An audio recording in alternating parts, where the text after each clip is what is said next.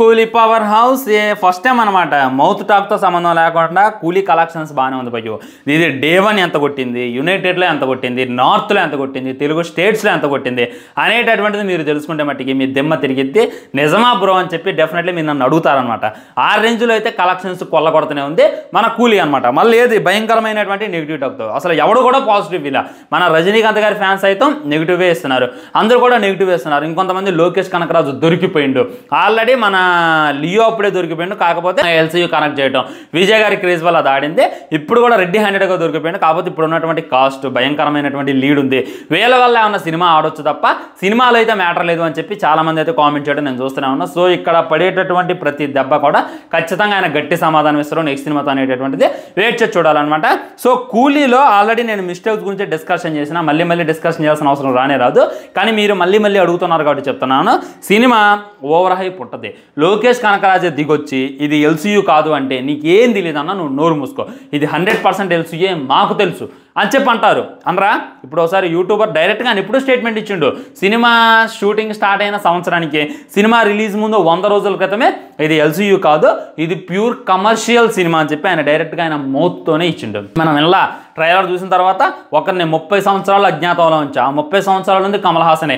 ఈ విధంగా మన పార్థివం సెటప్ చూసుకున్నట్లయితే శృతి హాసన్, పూజా హెగ్డే చూసుకున్నట్లయితే అండర్ కవర్ ఆపరేషన్, అండ్ ఇంకో ఆమె చూసుకున్నట్లయితే రీనా వాళ్ళ డాక్టర్ అని చెప్పి భయంకరమైనటువంటి డీకోడ్లు చేశాం. కాబట్టి నేను చెప్పేది ఏంటంటే ఇక మీదట వచ్చేటటువంటి ప్రతి సినిమా కూడా ఎల్సీయూకి లింక్ ఉంటే మట్టికి లోకేష్ కనకరాజుని ఎవరు ఆపలేరు. జస్ట్ అంటే చాలామంది ఏమంటున్నారంటే బ్రో ఏముంటుంది బ్రో ఆయన దగ్గర, ఖైదీ సినిమా ఓకే నాకు నచ్చిద్ది, ఎక్కడ సినిమా అంత అనిపించదు, ఇక లియో అయితే అసలుకే బాగోదు, ఇంకా కూలీ గురించి మాట్లాడుకోవాల్సిన అవసరం లేదు అని చెప్పి నాకు చాలామంది కామెంట్లు చేస్తున్నారులే. కానీ మీరు ఎన్నైనా అనండి ఆయన వర్క్ వేరే ఉంటుంది. మన ఖైదీ సినిమా సూపర్ సినిమా, ఇక దానికి మనం వంక పెట్టేది లేదు. అది కానీ ఈ హైప్తో రిలీజ్ అయినట్టయితే ఇంకా ఎన్ని వందల కోట్లు ఎన్ని వేల కోట్లు కొట్టేది అనేటటువంటిది ఊహించుకోవడానికి ఇది లేదు. అండ్ విక్రమ్ గురించి మాట్లాడుకున్నట్లయితే అది హైప్ లేకుండా రిలీజ్ అయింది భయ్య. మీకు ఈ విషయం తెలుసో లేదో, అది సినిమా రిలీజ్ అయిన 2 డేస్కి నేను చూసాను. చాలామంది కూడా సినిమా రిలీజ్ అయిన తర్వాత మౌత్ టాక్తో సినిమాకి వెళ్ళారు అనేటటువంటిది వాస్తవం. ఒకవేళ సినిమా మీద హైప్ లేదు, సినిమాలో మ్యాటర్ లేదు అని అంటే అంతలా ఆడేదా? విక్రమ్ గురించి ఆ సంతానం ఎంట్రీ ఏంది, మన కమల్ హాసన్ గారి ఎంట్రీ ఏంది, లాస్ట్ రోలెక్స్ ఏంది, ఎవరిని తీసేసేలేదు. ఉన్నటువంటి 4-5 క్యారెక్టర్లు కూడా చాలా మంచిగా పర్ఫెక్ట్గా చూపించిండు, దానికి తగ్గట్టు ఎమోషన్ కూడా పెట్టిండు. లాస్ట్ ఫైట్ అయితే వేరే లెవెల్ ఉంటుంది. దీనివల్ల విక్రమ్ అంతలాడింది. విక్రమ్ బాగలేదు అని అంటే మీకు సినిమా చూడటం రాదని చెప్పి నేనే ఒప్పుకుంటా. అండ్ లియో గురించి, లియోలో నాట్ ఓన్లీ ఎల్సీయూ అనమాట, బీజం పడ్డిద్ది. లైక్ కూతుర్ని ఫ్యామిలీని సేవ్ చేసుకుని ఆస్కే సిద్ధ లైట్ అని చెప్పి ఒక సాంగ్ ప్లే అయ్యేటప్పుడు అది ఒక లెవెల్ ఉంటుంది. సెకండ్ హాఫ్ కొద్దిగా సాగజేస్తాలే, నేను లియో కాదురా అని చెప్పి కొద్దిగా అటు ఇటు తిప్పేటటువంటి ప్రయత్నం చేస్తాడు. ఓకే, విజయ్ గారి క్రేజ్ వల్ల ఆ సినిమా ఆడింది, ఎల్సీయూ వల్ల కూడా ఆ సినిమా ఆడింది, లోకేష్ కనకరాజు అనేటటువంటి బజ్ వల్ల కూడా ఆ సినిమా ఆడింది. కానీ కూలీ అనేటటువంటిది వరస్ట్ వర్కే. మీరు నమ్మినా నమ్మకపోయినా నేనైతే చెప్తాను అనమాట. నిజంగా దీనికి ఉన్నటువంటి హైప్కి దీనికి ఉన్నటువంటి బజ్కి మంచిగా ఒక మంచి స్టోరీ ఉండి సినిమా ఎంగేజింగ్గా ఉండి కనీసం ఒక విక్రమ్ లాగా కనీసం ఒక జైలర్ లాగా ఉండుంటే ఖచ్చితంగా సినిమా ఎక్కడికో వెళ్ళిపోయేదే. మన తమిళ ఇండస్ట్రీ 1000 కోట్లు కొట్టేటటువంటి మొట్టమొదటి సినిమా కూలీగా ఉండేది. నిజంగా 1000 కోట్లు అనేటటువంటిది వీళ్ళకి కలలాగే మిగిలిపోయింది అనమాట. 1000 కోట్లు అనేటటువంటిది ఆల్రెడీ బాలీవుడ్కి వచ్చేసాయి, ఎప్పుడో వచ్చేసాయి, బాలీవుడ్కి టాలీవుడ్కి కూడా వచ్చేసాయి, మన దాని పేరు కన్నడ చిన్న ఇండస్ట్రీ దానికి కూడా వచ్చాయి, మలయాళం దానికి కూడా వచ్చాయి. కానీ ఇంత మట్టికి తమిళ వాళ్ళకి 1000 కోట్ల సినిమా ఒక్కటికోలేదు. టాప్ గ్రాస్ సాధించింది జైలర్ సినిమా. ఇంకా ఆ సినిమా తర్వాత ఏది కూడా రాలేదు. సో ఇంకనైనా వస్తుందేమో అని చెప్పి అందరూ అనుకున్నారు. ఈ కూలీ సినిమాతో ఖచ్చితంగా 1000 కోట్లు కొడతారు. మన తమిళనాడు కూడా, తమిళ ఇండస్ట్రీ కూడా 1000 కోట్లు కొట్టినటువంటి మొట్టమొదటి సినిమా కూలీ అయింది. ఇన్ని కామెంట్స్ ఉన్నాయి ఎందుకు రావురా అని చెప్పి అందరూ అనుకున్నారు. కానీ 1000 కోట్లు దీనికి కూడా కల్లాగే కానొస్తుంది. 600 కోట్లు బ్రేక్ ఈవెన్ కొడితే నిజంగా ఈ కూలీ సినిమా గ్రేట్ అనేటటువంటిది 100% వస్తుంది. సో కలెక్షన్స్ గురించి డీటెయిల్గా మాట్లాడుకున్నట్లయితే ఓన్లీ ఇండియాలో చూసుకున్నట్లయితే ఇండియాలో అటు ఇటుగా అంటే ఇది కొద్దిగా ఇన్ఫర్మేషన్ కొద్దిగా అటు ఇటుగా ఉండొచ్చు. వెబ్సైట్ చూసి నేను చేసేటటువంటి టైంకి మారొచ్చు అనమాట. నార్త్లో కలెక్షన్స్ పీక్స్లో ఉన్నాయి భయ్య. నార్త్లో వార్ చూసుకున్నట్లయితే 50 కోట్లు కొట్టింది, కానీ మన కూలీ చూసుకున్నట్లయితే 53 కోట్లు కొట్టి చూపించింది. అబ్బబ్బబ్బబ్బబ్బా మామూలుగా భయ్య, ఇది అసలు ఎక్స్పెక్ట్ చేశారా? నార్త్లో ఎవరు తోపు అంటే అమెరికాన్ ఉండని చెప్పి మీరు అనమాకండి, బజ్ ఉంది ఆల్రెడీ. రజనీకాంత్ గారు అని చెప్పి ఒక బజ్ ఉంది, లోకేష్ కనకరాజు గారు అంటే మంచి పేరుంది. లోకేష్ కనకరాజు సినిమా రీమేక్ చేసి చెడగొట్టిన వాళ్ళు కూడా ఉన్నారు. దానివల్ల ఓన్లీ నార్త్ ఇండియాలో 53 కోట్లు కలెక్షన్ చేసి చూపించింది మన ఈ సినిమా కూలీ సినిమా. వార్ 2 మీద 3 కోట్లు ఎక్కువ. గ్రేటే. ఇదే కానీ పాజిటివ్ టాక్ వచ్చినట్టయితే ఇంకా యాడికో వెళ్ళిపోయేది, దాంట్లో చెప్పుకోవాల్సిన అవసరం లేదు. మౌత్ టాక్ అనేటటువంటిది ఇవాళ నుండి మనం పంట పెట్టిద్దా లేదా అనేటటువంటిది వెయిట్ చేసి చూడాలి. అండ్ ఇండియా ఓవరాల్గా చూసుకున్నట్లయితే అటు ఇటుగా ఒక 100 కోట్ల పైచులకే అనేటటువంటిది క్లారిటీగా కానొస్తుంది అనమాట. ఓన్లీ తెలుగు స్టేట్స్లో చూసుకున్నట్లయితే అండ్ 25 కోట్లు గ్రాస్ అనమాట. అంటే మన తెలంగాణలో చూసుకున్నట్లయితే 15 కోట్లు, ఆంధ్రలో చూసుకున్నట్లయితే 10 కోట్లు, అండ్ 65 కోట్లు, ఈ 100 కోట్లు అటు ఇటుగా మన యూఎస్ఏలో చూసుకున్నట్లయితే 3 మిలియన్ టికెట్స్ సోల్డ్ అవుట్ అయ్యాయి. అంటే అంచనా ప్రకారం అక్కడ ఒక 60 కోట్లు కొట్టింది అనమాట. ఇండియా నుండి చూసుకున్నట్లయితే 100 కోట్లు కొట్టింది. బయట మొత్తం వేరే వేరే కంట్రీస్లో చూసుకున్నట్లయితే 60 కోట్లు కొట్టింది. డే 1 చూసుకున్నట్లయితే ఓవరాల్గా 160 కోట్లు కొట్టింది అనేటటువంటిది ట్రేడ్ వర్గాలు అయితే తెలియజేస్తున్నాయి. ఇది 160 కోట్లు అయి ఉండొచ్చు, 140 కోట్లు అయి ఉండొచ్చు.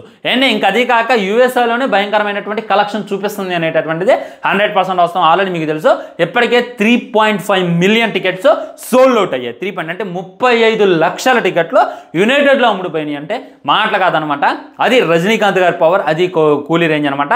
సో చూడండి, అడ్వాన్స్ బుకింగే 3 మిలియన్ అయింది. సినిమా రిలీజ్ అయ్యి మౌత్లోకి వచ్చిన తర్వాత అంటే డే 2 చూసుకున్నట్లయితే అటు ఇటుగా అంటే ఒక 5 లక్షల టికెట్లు, 30 లక్షల టికెట్లు ఎక్కడ, 5 లక్షల టికెట్లు ఎక్కడ అంటే అడ్వాన్స్ 30 లక్షలు అంటే భయంకరమైనటువంటి హైప్ ఉంది కదా.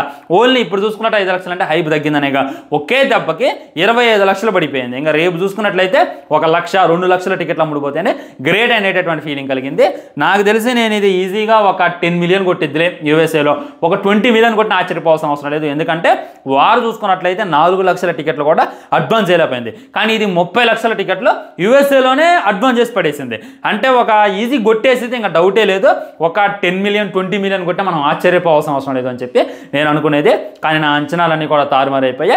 అక్కడ కూడా స్లో బుకింగ్ నడుస్తుంది. కానీ ఇక్కడ ట్విస్ట్ ఏంటంటే ఇవాళ అయితే టికెట్లు దొరకవు మీకు. ఇలా హైదరాబాద్లో నేను చెక్ చేసిన ఇందాకలే అసలు టికెట్లు లేనే లేవు. ఖమ్మంలో కూడా టికెట్లు చాలా రేరుగా ఉన్నాయి అనమాట. వాటుకి దొరకట్లా, కూలీకి దొరకట్లా. సో ఇవాళ రేపు అనేటటువంటిది నడుస్తుంది, ఎల్లుండి కూడా నడుస్తుంది. ఇంకా ఆ తర్వాత నడవటం మ్యాటర్ అనేటటువంటిది 100% గుర్తుపెట్టుకోండి ఫ్రెండ్స్. ఇది అనమాట క్లారిటీ ఇవ్వాలి అని అంటే. సో ఒక రేంజ్ తర్వాత మన దగ్గర మాటలు ఉండవని కనకరాజు గారి రేంజ్ వేరు, రిధం వేరు. ఆయనంతే ఇక నేను ఏదో ఎక్స్పెక్ట్ చేసి థియేటర్కి వెళ్ళినప్పుడు ఏదో జరిగిందని చెప్పి కూడా చాలామంది నాకు ఫోన్ చేసి వాపోయారు అనమాట. నేను ఫ్రెండ్స్ నేను దగ్గర ఒక 10 మందితో మాట్లాడినా. సినిమా చూసిన 10 మందితో మాట్లాడితే 10 మందిలో 10 మంది కూడా అంత లేదు మామ అని అన్నారు. కానీ ఎవడైనా సరే సినిమా బాగుందని అనలేదు. సో ఇది అనమాట, ఆయన కొద్దిగా ఆయనకు తగ్గట్టు సినిమా తీస్తే బాగుండు అనేటటువంటిది నా గట్టి ఫీలింగ్. సో నెక్స్ట్ టైం ఇలాంటి మిస్టేక్ జరగకుండా చూసుకోండి. ఆల్రెడీ లియో అప్పుడు మీకు చాలామంది చెప్పారు. లియో అప్పుడు మీరే అన్నారు ముందుకొచ్చి ఈ విధంగా మిస్టేక్ అయింది, ఇంకోసారి ఇలాంటి మిస్టేక్ అయింది, ఇంకోసారి మంచిగా సినిమా తీస్తానని చెప్పి మీరే ఒప్పుకున్నారు. సినిమాలో లోటుపాట్లు ఉన్నాయనేటటువంటిది కూడా మీరే క్లియర్ కట్గా చెప్పారు. మళ్ళీ చూసుకుంటే ఎలా చేయడం ఏంది అనేటటువంటి ఫీలింగ్ కూడా నాకు కలుగుతూనే ఉంది. అంటే ఏంటంటే సన్ పిక్చర్లో ఆయన బలవంతం చేస్తున్నారు అనేటటువంటి ఫీలింగ్ కూడా కలుగుతుంది. ఆయన నెక్స్ట్ సినిమా అయింది భయ్య, మన ఖైదీ తీసిండు. ఆ తర్వాత ఖైదీ 2 వెంటనే తీయాలి, తీయకుండా గ్యాప్ ఇచ్చి మాస్టర్ సినిమా తీసిండు.